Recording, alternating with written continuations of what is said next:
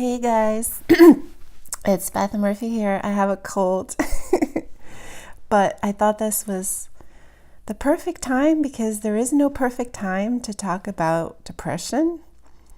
I like to keep it light, but part of light is dark. We can't know one without the other, so we don't pretend it doesn't exist. I just like to, when I create something, I want to be in that flow, and when I feel good, I'm in that flow. So that'll be usually when I talk to you. But I can talk to you about anything. And this seems like a good time. It just seems to kind of fit with me having a cold.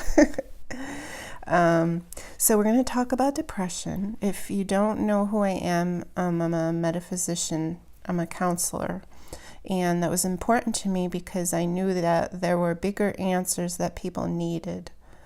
And then also the way that I speak to people is different than just conventional.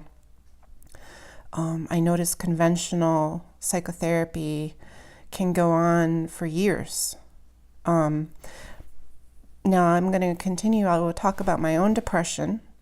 And then I'm going to tie this into a series about my awakening because the depression was part of it. And I don't know where you're at, if you're in the beginning, in the middle, at the end. But it might help you to know kind of what that whole picture looks like because I'm on the other end. And I can tell you, if you just hang in there, what it's like and why your soul chose to do that. But so before that, I've had a history of going to psychotherapy because I've always been really interested in my own development. Always. Like, as sad as I was or as much as I had going on as a kid, I still pushed. There was just a drive in me to get lighter, I guess. I don't really know how else to put it. To feel better. That feeling better isn't enough. There was just something there I knew I was supposed to do. I was very driven to kind of eradicate anything that wasn't working for me and just to keep one foot in front of the other. And that's what I did. Even as a kid, I would go to the library. I didn't have YouTube back then. I had YouTube as soon as I had the internet. Then I was all over that, like white on rice. And I totally used that as a major tool, and I just propelled forward. It was phenomenal. But before that, I would go to the self-help section. As a lot of us know, a lot of my listeners are my age or older, and you know how much you probably depended on Encore Bookstore. And that self-help section, you're probably like me, sitting there with about 7 books. And that's how we got ourselves better. But I would also do different therapies at times. And I remember I was with a group, and I did like the guy, the doctor. He was a legitimate doctor. And it was just too commercialized for me, and he was an intuitive doctor. He was helpful to me, but there was still this element, like he was proud of the fact that he had someone that he was working with for 25 years, and to hear that, are you getting what I'm getting when I hear that? Like, no, that's not something to be proud of, Like if you cranked her out, you could have had maybe 25 other people you could have helped. If you got to the root of the problem and you helped her, don't just sit there and listen to her tell the same stories over and over. And I know that's true because he wanted us to get together in a group, and then he would charge less, but he got more for that hour. So he wanted to lump us all up. And so after 2 of those sessions, I said, everyone here, would you have missed me if I wasn't here? Did I say anything that helped you? And they just shook their heads, and I was like, I'm out of here. That's all. This is us, right? This is the INFJ. Like if I'm not being utilized, I don't want any part of this. So that was my experience with therapy. I would do it on occasion to better myself, but I was always just such a so ravenous about information, and I feel like I would surpass my counselor, and then I'd have to find somebody that knew more than me. Again, until I just couldn't find anybody that knew more than me. So I have a history of depression, but so I'm going to talk about why I feel that was, because that went into my studies. This is the metaphysics part of me is like, no, I don't want to hear that it's chemical, because I feel that my thoughts created that. I don't feel the chemicals created that. My thoughts were first. My thoughts influenced the chemicals. You're just looking at a readout and saying what you see, like you need serotonin or whatever. That's just all crap to me. Your thoughts came first. So I couldn't have that arena. I needed to be a metaphysical counselor because my understandings are deeper. And that's why I have this channel, because I feel like the people that are drawn to me will get that. 80% of the population, the sensor thinkers, if I have a session with them, I have to feel them out. They're not going to accept all the reasons that I have found that suit me. So I have to use my intuition to read them, and then I feed them the amount that would be, I feel that they can accept. Like if their child died, I'm not going to tell them, this was in the plan, So I that's part of my work. I feel like I can help everyone, but I am here for the people like yourself. You need deeper answers. I needed deeper answers. I got them, and this is what I'm talking to you about, and will continue to talk to you about. So why would a soul choose depression? Why would a soul choose depression? Well, it could be for several reasons. One is you've had many lifetimes. You've had lifetimes in other places. Just for ease's sake, let's say you had 600 lifetimes on Earth. Well, what if I told you maybe 400 of those were just you out farming?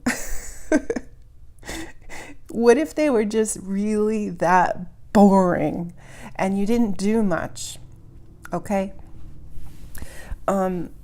If you did have some karma that you wanted to balance, you could make a choice as a soul to kind of lump that up into one lifetime. Because, all your lifetimes weren't a snore fest. You've been everyone. You've been a murderer. You've been murdered. You've experienced everything. And what karma is, it's just a balancing. It's you. No one's putting that upon you. You're choosing to have a different experience. If you've been a murderer, you'll choose to be murdered, or you'll choose to help someone not be murdered. It's not always the eye for an eye exactly. And I know this because I've studied near-death experiences where they'll go back and find these things out, or hypnosis therapy where they'll ask their higher self, why did you have this happen? And that's what they come up with. So it's not always the obvious eye for an eye. It's just energy. So you're choosing to balance karma. So if you're having a life of depression, that may have been your choice because you're balancing maybe another time when you were an abuser. So then you would have an experience of you being abused and you being sad and depressed, and then you get over it, or you want to achieve it or whatever. You also might want to play a role to be of service to others. And I can relate to all of these, but probably this one the most, because I love helping people. I have always, not just people, too. I remember my parents telling me as I was trying to tear open a caterpillar cocoon to like, because I heard there was a butterfly in there. And you're not supposed to do that, right? So here I am, a little kid, just actively looking for what can I do out here to be of service? Like I'm supposed to be playing hide and seek. And I'm just like, okay, something needs me. I remember giving a burial to a frog that I found that was already deceased. I put him in a Band-Aid box and buried it. Like, okay, this is a sensitive kid. I'll talk more about that as it relates to my awakening experience, because I know being sensitive, oh my God, that was a huge part of it. Oh, I just cry all the time.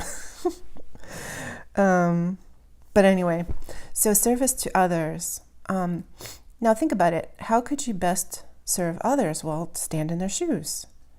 And I believe that me choosing the depression theme in the first part of my life was so I could help others in the last part of my life, because they know I'm genuine. If I looked at you in your eyes, you'd know that I'm feeling what you're feeling, and that I've been there, and then you'll trust me, and then you'll let me guide you. That's absolutely it in a nutshell. I know that I did that when I chose the difficult themes, like being sexually abused and having alcoholism in the family and just heavy stuff, people. I don't even know how I got myself on the bus every day. Plus being the INFJ, I couldn't even understand why I had to be on the bus. Like, think about it. It's like jail. To a free-spirited child, what's natural is to not be loaded onto a bus. It is like prison for 12 years. For me anyway. For my energy, it felt like that.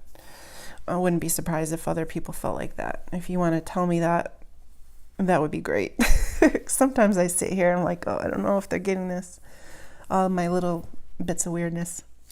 So service to others. Yeah, standing in all of the shoes that I can stand in would let me help more people. And I can tell you my love for people is profound. Just always like looking, how can I help? How can I, smiling at strangers. Just always. It's just part of my makeup, I guess. So that was a way for me to be a help, to be a counselor. I've already experienced this.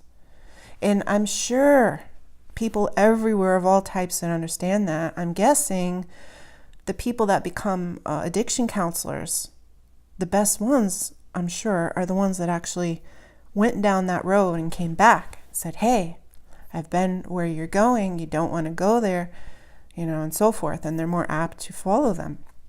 Makes perfect sense. Okay, so the next reason is to expand further into joy. And this is an energetic principle. Try to picture this. And I want you to always think about this. If you see something in other people and they look like they're in a bad way, I want you to remember this. First of all, say, it's none of my business. Because there's so much more going on there that you don't understand. Unless they're asking you for help, that's different.